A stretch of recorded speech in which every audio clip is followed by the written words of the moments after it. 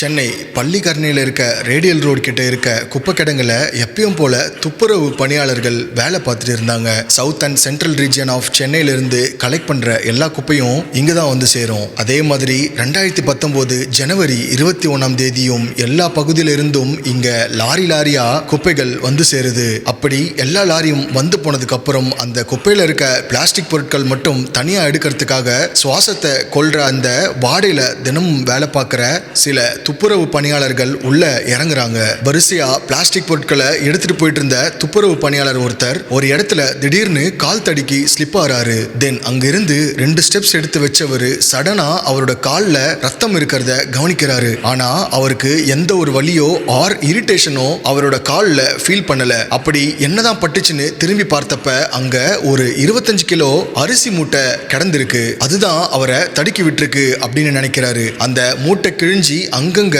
மண்ணும் குப்பையுமா மூட்டை மேல ஒட்டி இருக்கு. அந்த இடம் முழுக்க ஈக்கள் நிறைஞ்சிருந்துச்சு. அதுல ஏதாவது நான்வெஜ் வேஸ்ட் இருக்கும்னு நினைச்சு அங்க அந்த துப்புரவு பணியாளர் மூக்க பொத்திக்கிட்டு அந்த மூட்டையை தூக்கி ஓரமா போடுறாரு. அப்படி தூக்கி போடுறப்ப அந்த மூட்டை கிழிஞ்சி உள்ள இருந்து ஒரு நான்வெஜ் பார்ட் வெளியே வந்து விழுது. அதை பார்த்தவரு பயந்து போய் கத்தி ஆர்ப்பாட்டமே பண்ண ஆரம்பிக்கிறாரு. பிகாஸ் அந்த மூட்டையில இருந்தது வெறும் சிக்கனோ ஆர் மட்டனோ கிடையாது. It's a typical human body parts. Yes, முட்டிக்கு கீழே இருக்க 2 கால் பகுதியும் ஷோல்டர்ல இருந்து இருந்த வலது கையும் மூட்டையிலிருந்து வெளியே வந்து விழுது. அதை பார்த்து மிரண்டு போன துப்புரவு பணியாளர் போடுற சத்தத்தை கேட்டு பக்கத்துல வேலை பார்த்துட்டு இருந்த மற்றவங்களும் அலறிக்கிட்டு தெரிச்சு ஓடி வராங்க.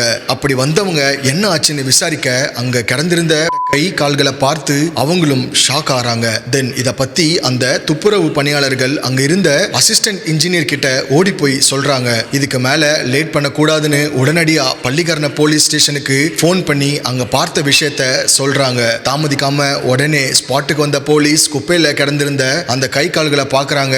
ஆனா அங்க அந்த பாடி பார்ட்ஸை தவிர அதோட தலையும் இல்ல உடம்பும் இல்ல.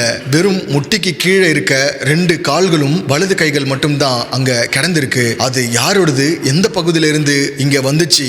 ஆல்சோ இது சென்னையில நடந்த சம்பவம் தானா ஆர் வேற எங்கேயாவது நடந்து போலீஸை கன்ஃபியூஸ் பண்றதுக்காக இங்க கொண்டு வந்து போட்டிருக்காங்களான்னு போலீஸுக்கு பல கொஸ்டின்ஸ் ரைஸ் ஆகுது. இது கடையில போலீஸ் ஒரு முக்கியமான விஷயத்தையும் நோட் பண்றாங்க. அந்த கால்களையும் கைகளையும் பார்க்கும்போது 100% ஒரு பொண்ணோடதா தான் இருக்கும்னு முடிவு பண்றாங்க. அந்த வெட்டப்பட்ட கால்கள்ல மெட்டியும் கைகள்ல வளையலும் இருக்கிறத போலீஸ் கவனிக்கிறாங்க. அண்ட் ஆஃப் கோர்ஸ் பொதுவா கை கால்களை பார்க்கும்போதே அது ஒரு ஆணோடதா இல்ல பொண்ணோடதா அப்படிங்கிறது நம்மால ரொம்ப ஈஸியா ஜட்ஜ் பண்ண முடியும். போலீஸ் கேஸ்னு வரப்ப எல்லாத்துக்குமே சாலிட் எவிடன்ஸ் ரொம்பவே முக்கியம் இல்லையா?